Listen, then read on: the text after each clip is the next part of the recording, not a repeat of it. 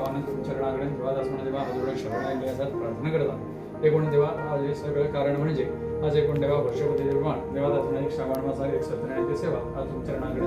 अर्पण केली आहे. आणि प्रतिवर्ष आज अनन्य भावाने सालाबाद प्रमाणे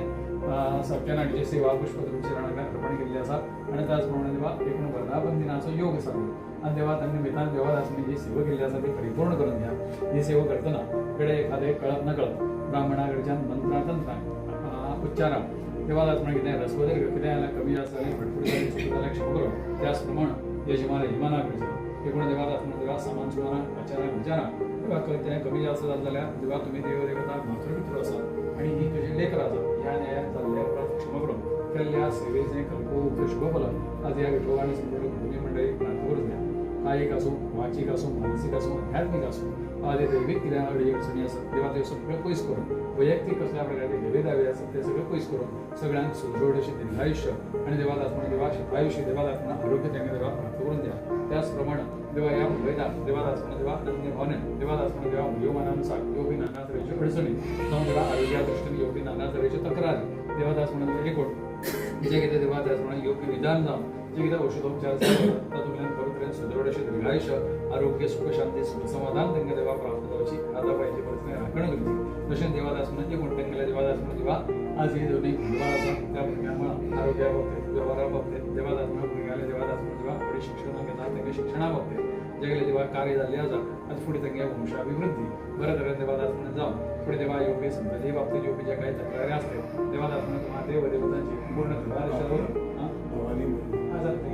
देवा त्यानुसार बरं तऱ्हेने देवादास म्हणून पुढे आरोग्या व्यवहारा आणि पुढे वंशविस्तारापर्यंत उभयदान बरं यश कामा योजना सुनबाई देवा आज कामा परगावा परदेशा ज्या जागेवर असा त्या जागेवर अशीकडे ते सुदृढ आरोग्य सुख शांती सुख समाधान धैर्य वीर्य धैर्यदान इच्छा बुद्धी शक्ती एक ताकद तुझे देवदेवतांना करून द्याल. तसे देवादास म्हणजे एकूण गोमाधव जो की देवा धंदा व्यवसाय देवाकडे करतात त्या व्यवसाय देवादास म्हणजे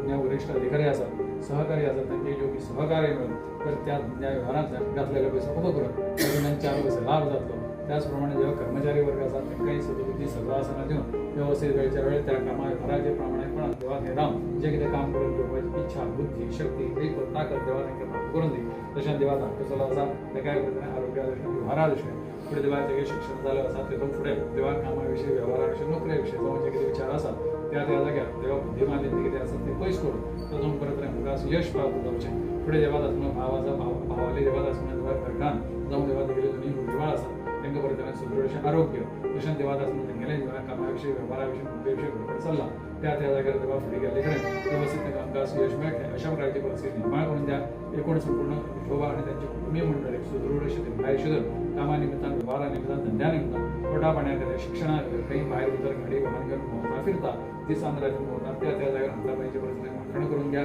कायिक असो वाचिक असो मानसिक असो आध्यात्मिक असो आदिदेविक असो आधी भौतिक असो कसल्याही प्रकारचे जारण मारण चाळवणे क्षत्रबाधा असत कंद असत राग रोष असत त्याचप्रमाणे वैयक्तिक असल्या प्रकारचे भेदावे असत तेव्हा ते सगळ्याची जागे पैस करून सगळ्या सुदृढ अशी दीर्घायुष्य देऊन